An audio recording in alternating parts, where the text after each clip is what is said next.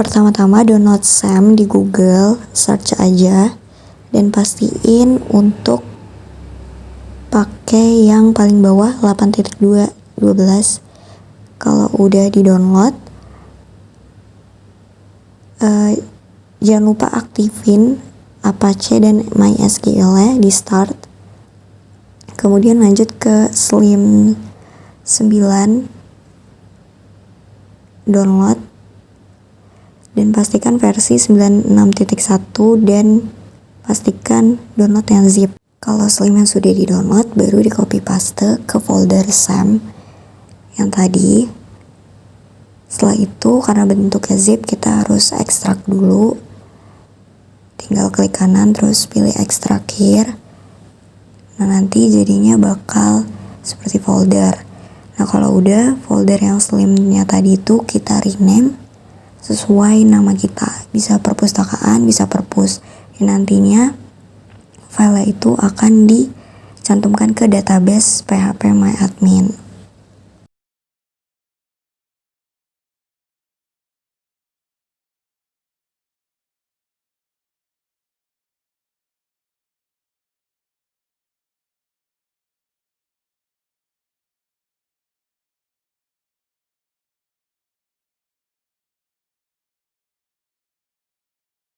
Nah, kalau udah, kita lanjut search Google localhost slice perpus, nama file yang udah kita namain tadi. Nah, terus kita lanjut ke phpMyAdmin, klik. Nah, terus kita di sini klik basis data atau tambah database yang paling atas sebelah SQL. Kalau udah, tinggal namain sesuai nama file tadi, klik buat. Nah, kalau udah, kita buka tab baru lagi dan klik localhost slice perpus.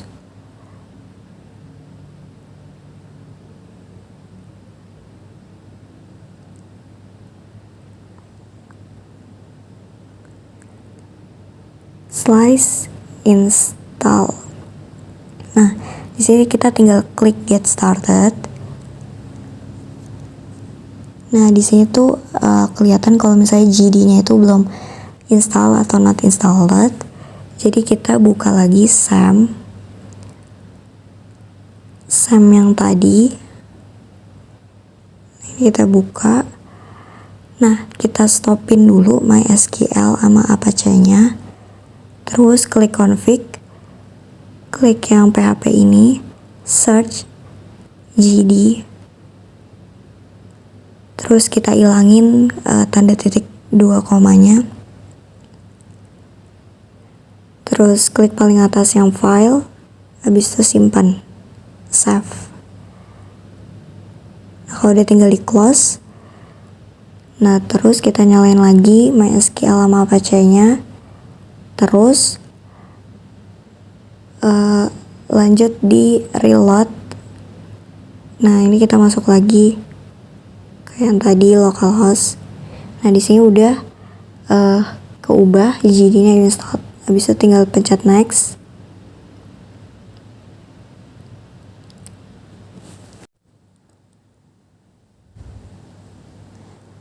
Kalau dia klik next, terus klik yang install Slims.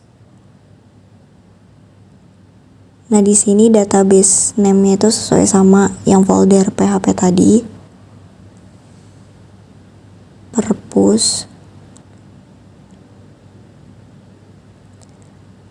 Nah, untuk database username-nya di rutin aja, ROOT. Terus test connection. Nah, kalau udah oke, lanjut next. Nah, di sini username-nya aku pakai yang admin. Nah, password-nya bikin sendiri. Kalau udah, klik yang bagian kuningnya itu.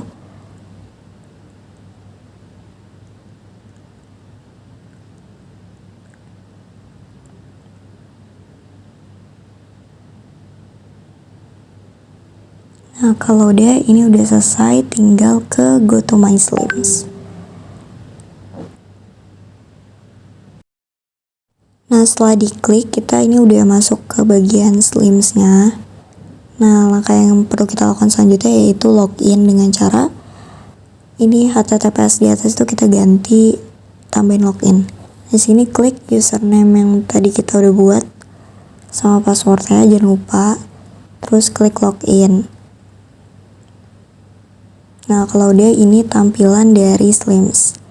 Nah, tampilan awalnya itu seperti ini ya, ada just user profile. Terus di sini tuh ada bagian sirkulasi, bibliografi, membership, master file dan sebagainya. Ada juga sistem.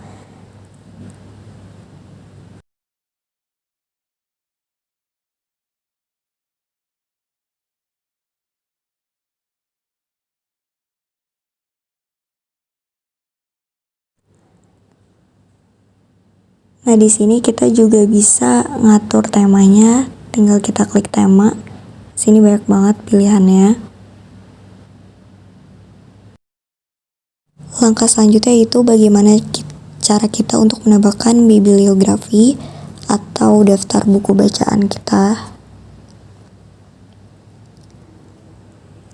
Yang pertama itu klik bibliografi, terus klik tambah bibliografi baru. Nah, di sini pastikan udah mengcopy beberapa buku dari mulai judul, pengarang, penerbit, ISBN, kemudian deskripsi bukunya, panjang kali lebar bukunya, halamannya, penerbit, tahun terbit, dan sebagainya. Nah, di sini kita klik pengarangnya, tadi kan judulnya udah. Terus insert to bibliografi. Nah, itu pengarangnya udah ke tambah. Kemudian kita scroll ke bawah. Nah, di sini kita bisa nambahin pola baru. Sini kita tambah pola baru. Klik. Nah, di sini aku tulisnya KB. B24, maksudnya itu buku 2024, nomornya 001, artinya buku pertama. Terus lanjut, close. Nah, terus tinggal pilih tuh yang ada kursor bawahnya. Nah, udah kepilih. Lanjut ke bagian bawah, di bagian ISBN, ini kita copy aja. Nah, terus di bagian penerbitnya, ini kita tambah dulu nama penerbitnya.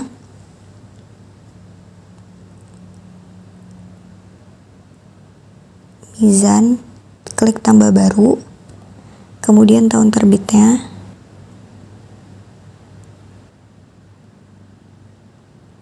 Di 2019 dan tempat terbitnya di Bandung. Bandung.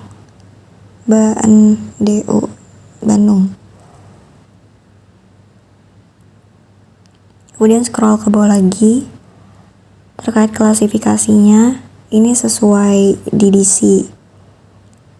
Klasifikasi 000 sampai 900. Untuk di bawah bagian klasifikasi atau eksemplar, itu ditulis kode klasifikasinya, strip, huruf nama pengarang awal sama nama buku, huruf pertama nama buku, tapi huruf pertama nama bukunya itu kecil aja. Kemudian ini kita tambahin book covernya, klik browse, terus pilih sampul bukunya. Nah, ini udah ke ini. Lanjut, kita klik simpan atau menyimpan. Nah, bukunya itu udah kesimpan. Nah, ini kalau kita mau ngedit lagi, kita bisa klik sunting yang tadi. Nah, di sini saya sudah menambahkan sekitar 10 buku. Nah, ini kita bisa scroll sampai bawah. Nah, tapi di sini saya akan menunjukkan gimana caranya agar salinannya ini jadi satu. Yang pertama, klik checklist tadi, kemudian kita klik sunting. terus tambahkan nomor baru. Nah, di sini kode barang atau kode eksemplarnya itu kita sesuaiin sama yang udah kita tulis tadi sebelumnya. Klik simpan. Nah, habis itu kita balik ke daftar bibliografi dan sini udah keubah, salinan itu ada 1.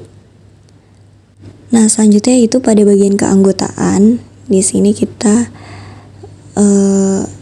bisa lihat ada tambah anggota baru. Nah, ini tampilan untuk tambah anggota baru. Nah, di jenis keanggotaannya nanti kita bisa pilih mahasiswa atau dosen. Nah, tipe keanggotaannya ini udah ada dosen atau mahasiswa. Nah, ini kita bisa edit juga di bagian mahasiswa. Nah, untuk ini kita ganti jadi 1.000.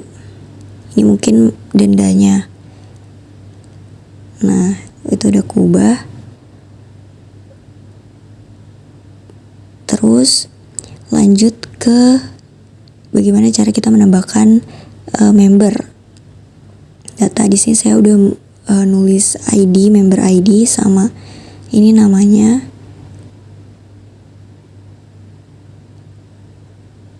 Kemudian tanggal lahir, member tanggalnya, member registernya, dan sebagainya, institusi, dan ini membership tipenya kita ganti ke mahasiswa. Untuk addressnya ini kita ketik aja.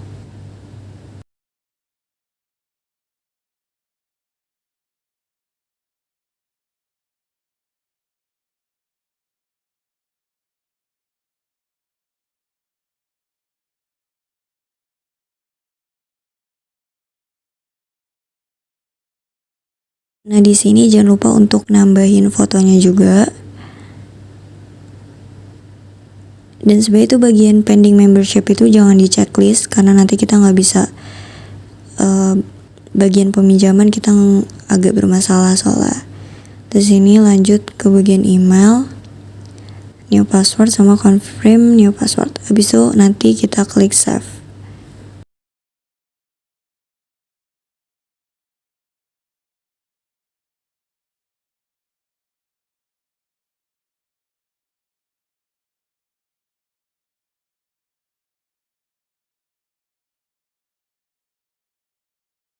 Klik save. Nah, ini di sini udah ada daftar anggotanya. Nah, selanjutnya di bagian sirkulasi, di sini saya akan mengetik anggota yang tadi, namanya di mulai transaksi, supaya kita bisa tahu gimana cara minjem bukunya. Ini kita klik name-nya, klik mulai transaksi. Habis itu di sini kita klik kode bukunya yang mungkin mau kita pinjam. Di bagian masukkan kode barang, klik meminjamkan. Nah, di sini kita udah terbukti meminjam. Nah, cara taunya itu kita ke riwayat pinjaman. Nah, di sini udah terbukti status pinjaman itu dipinjamkan. Kemudian gimana kalau misalnya kita mau mengembalikannya lagi? Nah, kita tinggal klik pengembalian cepat. Terus iniin kode barang lagi, klik kembali. Nah, kalau di sini udah ada bukti ya kalau misalnya udah dikembalikan. Nah, tinggal kita lihat riwayatnya apakah udah berubah. Nah, sudah berubah, status pinjamannya jadi dikembalikan. Nah, selanjutnya ke pencetakan label. Nah, ini bagian-bagian buku tadi kita checklist atau centang semua. Kemudian lanjut klik yang tambahkan ke antrian dulu. Klik OK. Terus lanjut ke cetak label. Nah, di sini udah tertera cetak label yang bakal kita tempelkan di buku yang akan kita pajang di perpus. Nah, ini tampilannya.